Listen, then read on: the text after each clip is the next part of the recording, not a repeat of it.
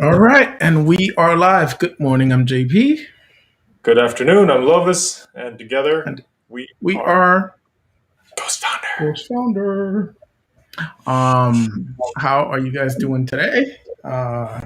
We figured we'd come on real quick and just take off our captain business. Is that what the guy's name is called? Take off our captain business suit for a second and just be like real people and talk about underneath all the marketing speak and the five parts of a business and the MJ DeMarco, everything else that we spout over here, like what's really like driving us to do this, and why would people do this? So it's kind of like, hey, it's for you.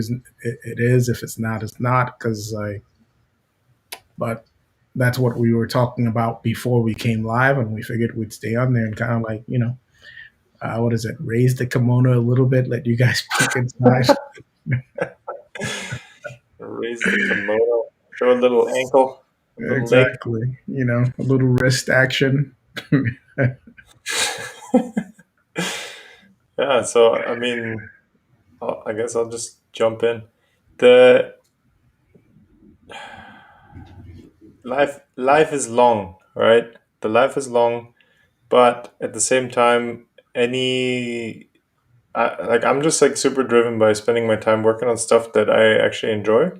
This sounds like maybe super trite, but I just got to the point already a few years ago where I couldn't bring myself to work for an employer anymore because like the realization was just so strong that yay, I'm like exchanging literally time of my life for money to build their dream, their business idea to make them money.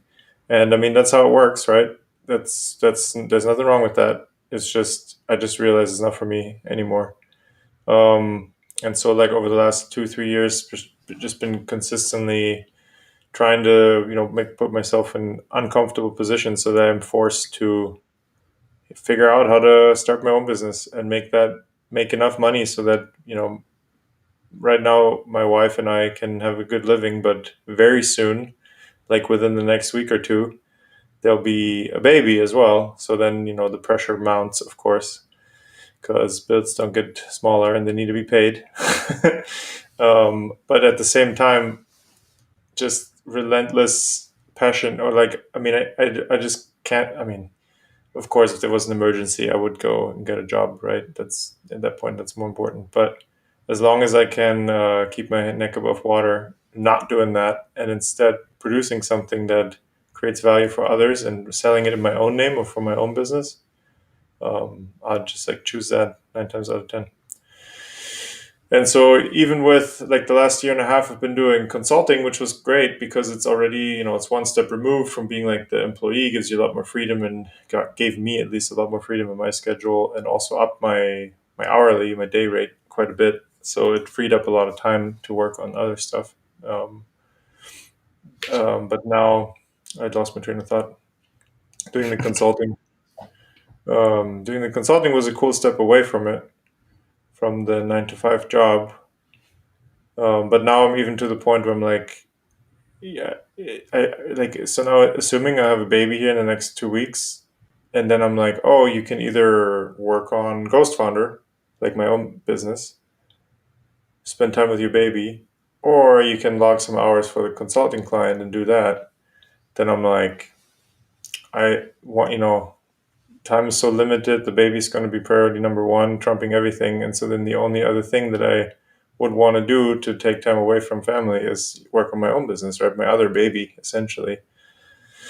So, yeah, that's kind of where I'm at. So, like, taking, kind of phasing out the business development consulting stuff that I've been doing and just kind of going full risk on during this time. But I wouldn't want it any other way because there's also kind of this pressure and this like being outside the comfort zone is also what sparks, I think, super good ideas and the creativity and motivation to work and do the things and talk to the people that need to be talked to and like find the clients and like come up with the new ideas and just kind of make shit happen basically. Yeah. Cool. So it seems like underlying all of it is that you just, once you realize you'd much rather be investing into your own machine, essentially. Yeah, for sure. It's pushing a car uphill for a little bit. It's kind of how I think about it. Or maybe not even a car, like a bike. Or walking uphill even for a little while, like make it harder, make it more uncomfortable. But then once you kind of make it over the peak, then something can start rolling and you develop some momentum. Whereas for me, it just feels like if I'm just someone's employee, maybe the hill is less steep, right? Maybe it's only like this, but it's a constant just trudging up that incline. Like it's not as uncomfortable, but there's never a moment. I don't think it's of course also not completely true, but like there's not a moment where you like develop this momentum and then like your reward kind of compounds, and like could go 10x all of a sudden. Like your employer is not going to wake up one morning and say, Lovis is really cool, I should give him 1,000% raise. So when you build your own business, when I build my own business, I think that is absolutely feasible, right? So little by little, you reach more clients, your stuff gets more and more valuable, and you can have like a cool upside from that. So yeah, that's kind of what Mhm. I want to spend my So time working on, basically. I guess what was the moment you realized? Like, was there like a single moment or something that happened where you're like, you know what, that's it? Whether you took action then and there or not, but was there like a moment? There was a moment. There was a couple moments early. So when I was still in college, my grandma gave me a book that was all about. It's from a German author, which is kind of rare. Was all about entrepreneurship and what the benefits are, kind of laying that out. And it was really an eye opener at the time because I was like, I had really not thought about that. I was like, oh, I'm going to just study a high value skill. I studied mechanical engineering and just get a good job and just ride that into the sunset.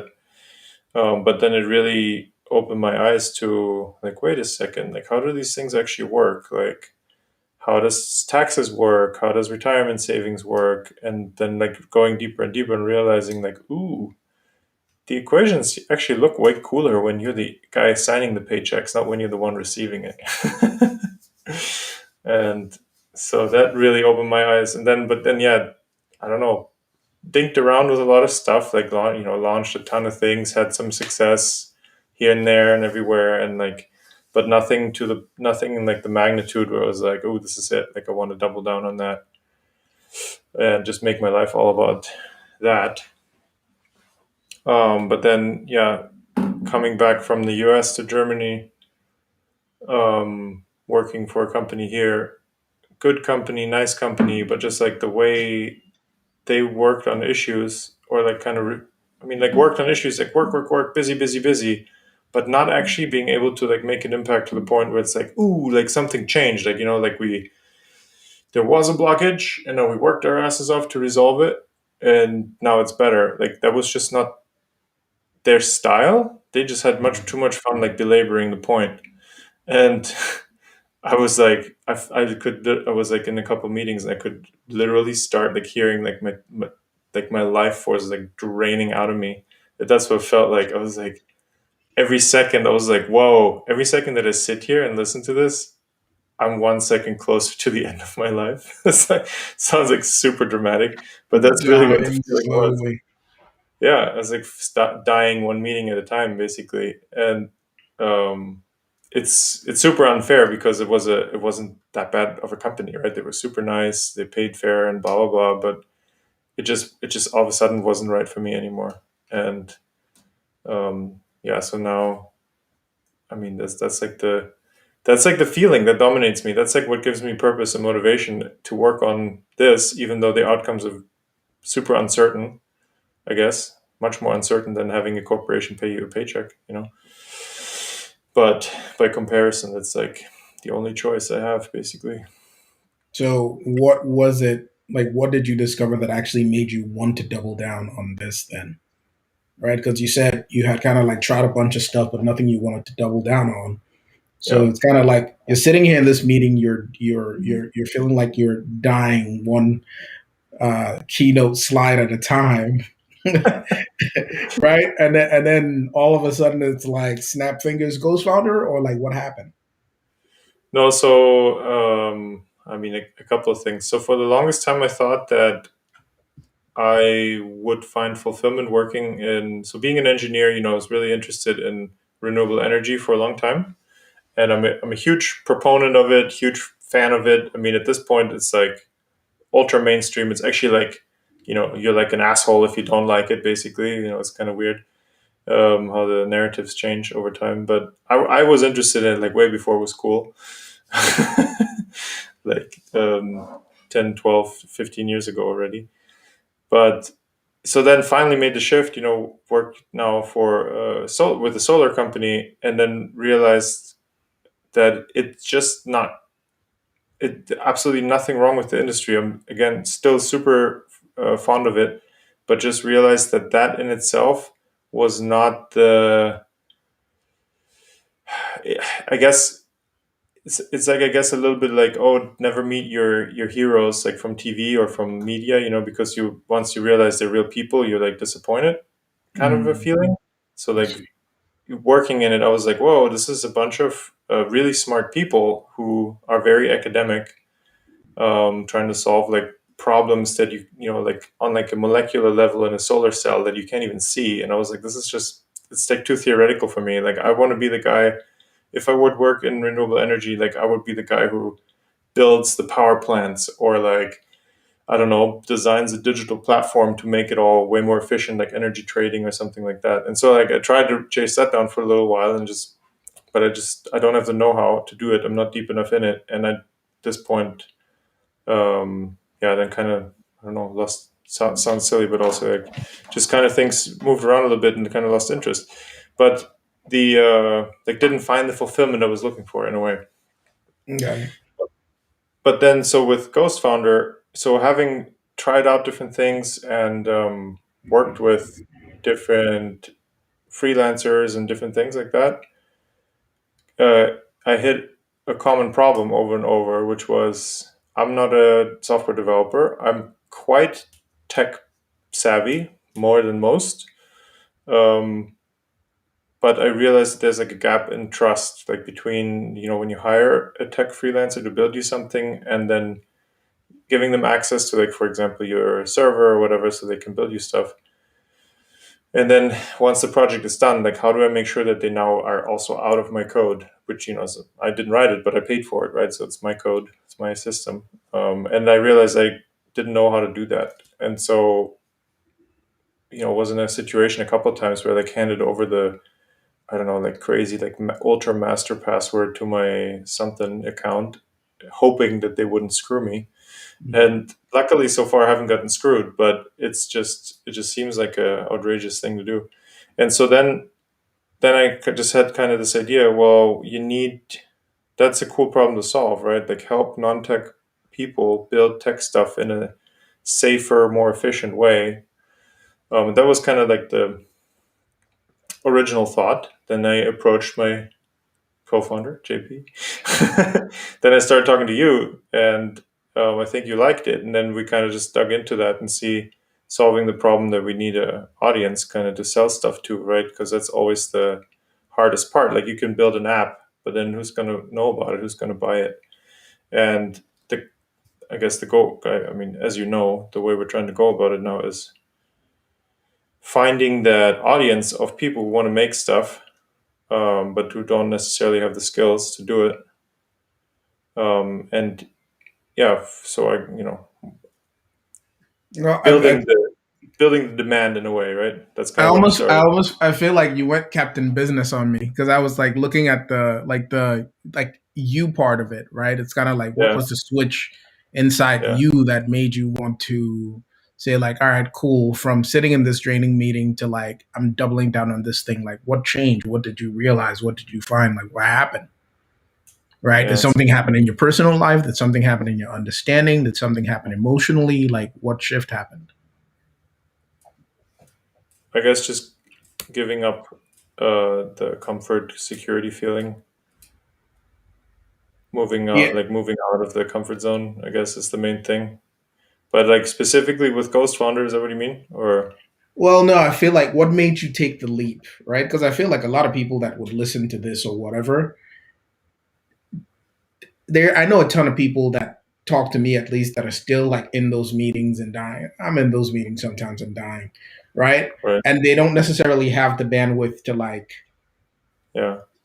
do both, right? But then there's something that they need to take that leap. And so the Yeah. question is kind of like, what was it that did it for you? And do you think that same thing would do it for somebody else? Oh yeah, okay. So um I just tried to identify like what was I afraid of, right? Why not just go for it? And then yeah, it's the paycheck essentially is the biggest problem. So two things that help. One is my wife has extreme good control of our finances, so I know exactly how much money I need to make ends meet. And then once I know that, going and figuring out how to get that money is that's already a lot easier, right? So it turns out I didn't even need to make as much as I was making. Half would be okay to whatever. And then the other thing is just started networking and trying to find, okay, what can I replace it with? What would I be happy doing consulting, like with the idea of, oh, I can increase my day rate and work less time, spend the other time on the business, building the own business. So I thought that was a really good intermediate step. And so once I made that connection, it was just one connection. I met the CEO of the one company that I'm consulting for right now. And we just kind of made a deal. And I was like, awesome, I'll start in January. And then I quit my other job and was like, peace. So I just figured out how to de-risk that whole situation money-wise, basically. And then it still took, like, this was a year and a half ago, right? Or more than that. So it still takes a long time to then dig your way through which business am I actually building here now on the other side. And we're doing it now, but we're still not sure exactly what the outcome's going to be. Hmm. But I think that's also normal, right? Because if your business pivoting, reinventing yourself and stuff, it's like day to day. I actually like, I feel like, I mean, tell me if I'm wrong, right? It seems like then what you did to be able to like make that leap was figuring out where you were and then finding a way to like de-risk the journey forward. Is that, Yeah, would that be like, that's the secret sauce that allow you to make the leap? pretty much. Yeah, it's super boring. I wish it was more dramatic, but that's how I did it. No, that's no, I don't think that's boring at all, actually. Right? I think Yeah, that, it's like the steps, like, okay, cool. Like if you 5 steps me, I like 3 steps for every damn thing, right? So it's like if I yeah, were like, I'm still in that position, right? So it's like yeah, if you were to be like, all right, cool, like JP, here you go. This is how you de-risk and make that yeah. leap in 3 big steps or 5 big steps. What would you say?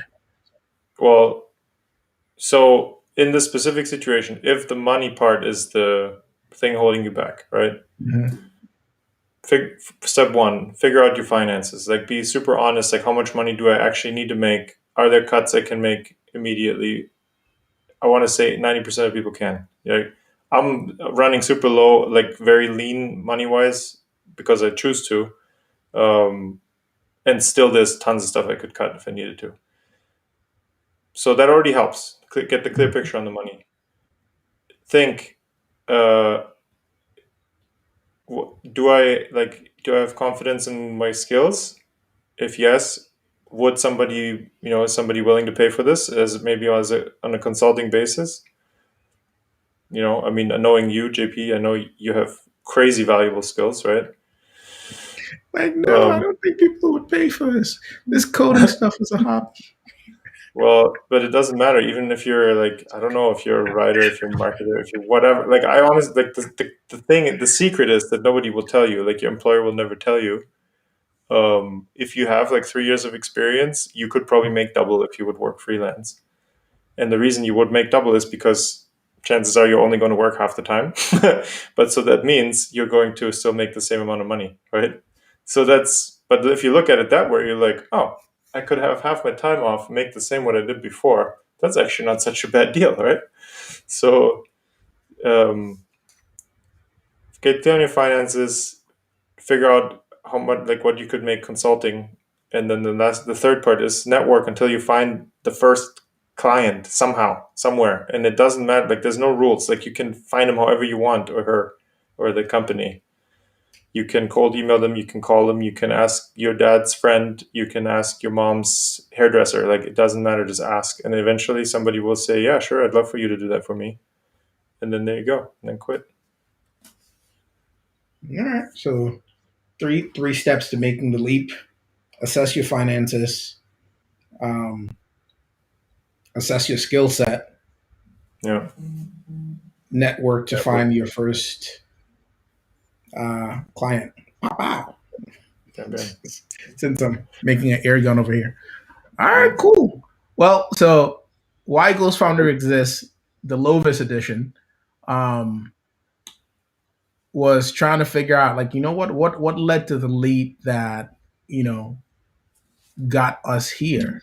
And I think it's like, I feel like there's probably like an extended version, you know, because um, I know way more about Lovis and his personal life and his ambition, aspiration, and how he moves through the world. So it's like there's a lot more that didn't even come out in like the straight path that he was sharing there. But I think we'll do these more often and just kind of like give you a peek into, like, you know, what was the thought process, what's the scary part, because if you think about it, it's kind of like it's super scary. He's saying it's not exciting or cool to de-risk and network your way to something that allows you to like make that shift, but that's the more practical way, because you know what, we both got families.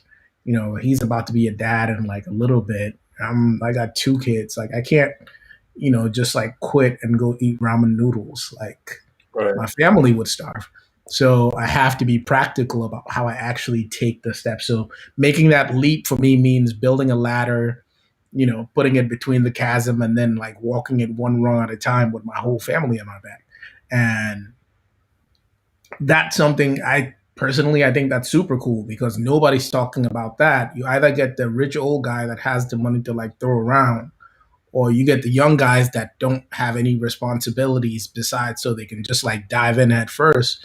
But the Yeah. practical step is, you know, for the moms and dads of the world with young kids and young families that are like trying to make it and still make that shift and do not want to give up and die in the meetings one slide at a time, then you know that's more so the approach we're taking. And that's kind of like how Ghost Founder comes to be, is that thought process. But you know, I think altruistically we take that same approach of saying there is a way for you to get to what you want without burning everything to the ground, right? Whether that's leveraging technology, leveraging your network, leveraging your skill sets, and being able to make something happen. We kind of like take that to the world through the, I don't know, through the vehicle that is Ghost Founder. But Yeah. all right, that's it for today. Any last thoughts, parting thoughts? Yeah, it's hard to not talk like Captain Business for some reason. I don't know why. I want to be the guy who says everything is awesome. Everything is awesome. But yeah, That's. I'm now curious. I'm like, I don't know who. Everyone has seen the Lego Movie, I'm sure, but yeah. So we will definitely have the everything is awesome edition of these things every so often, and we'll see you guys soon. Adios. adios. Thanks.